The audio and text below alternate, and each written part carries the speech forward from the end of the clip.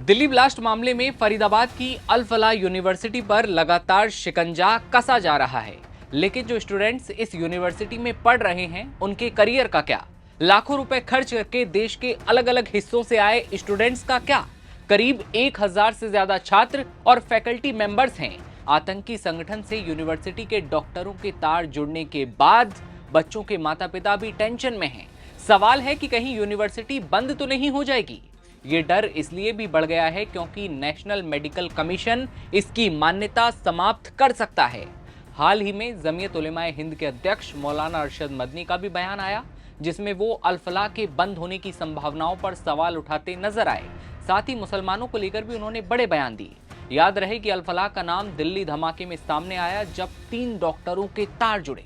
ऐसे में आइए जानते हैं वहां पढ़ने वाले स्टूडेंट्स इन दिनों कौन सी परेशानियों का सामना कर रहे हैं और माता पिता ने कैसे एक्शन लिया और यूनिवर्सिटी बंद होने के सवाल पर कौन सा जवाब आया। नमस्ते, नवभारत टाइम्स आप देख रहे हैं, आपके साथ मैं दिव्यांशु राठौर। एक डॉक्टर बनना इतना आसान नहीं होता।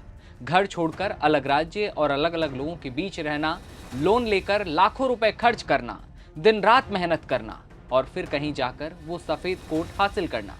लेकिन इसी बीच राजधानी दिल्ली में एक धमाका होता है। लाल किले के पास चीख पुकार मच जाती है। तार जाकर जुड़ते हैं एक यूनिवर्सिटी से जहां के 3 डॉक्टर आतंकी बताए जाते हैं।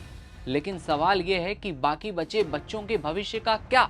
जिस यूनिवर्सिटी में डॉक्टर बनने का सपना देखने वाले सैकड़ों बच्चे पढ़ते हैं, उसी जगह के 3 डॉक्टरों के आतंकी संगठन से जुड़ाव ने सबको अंदर तक हिला दिया है।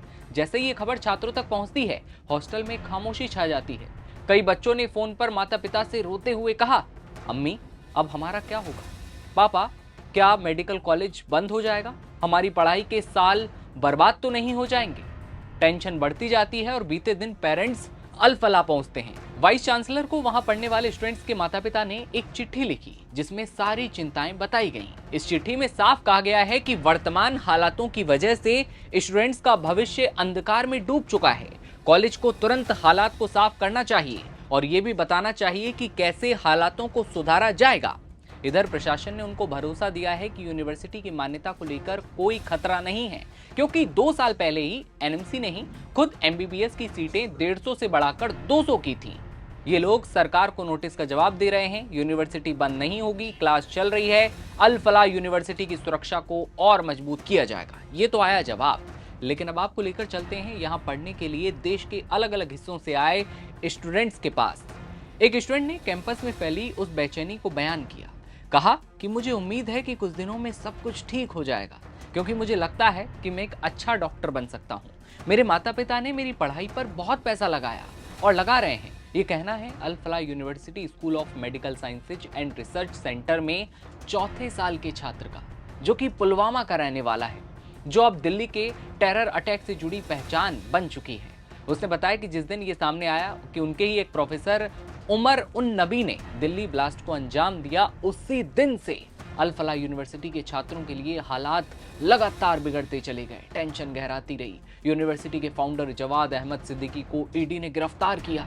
ऐसे ही घटनाक्रम लगातार चले। जो सबसे ज्यादा परेशान हैं वो हैं छात्र।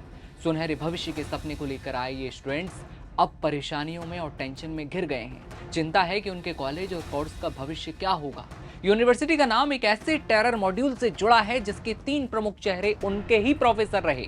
नौकरी के मौकों पर संभावित प्रभाव और परिवारों का उठाया गया भारी भरकम लोन का बोझ, जिसकी चिंता उन्हें सता रही है। उनका कहना है कि एमबीबीएस के 5 साल में एक छात्र करीब 90 लाख रुपए खर्च करता है। कश्मीरी छात्र कहते हैं कि अभी जो माहौल बन रहा है उससे हर कोई सचमुच डरा है।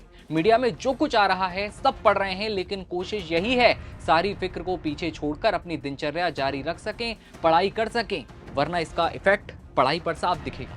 यूपी के मुरादाबाद की एक 3rd ईयर छात्रा कहती है, मुझे उम्मीद है हमें किसी सरकारी मेडिकल कॉलेज में ट्रांसफर कर दिया जाएगा।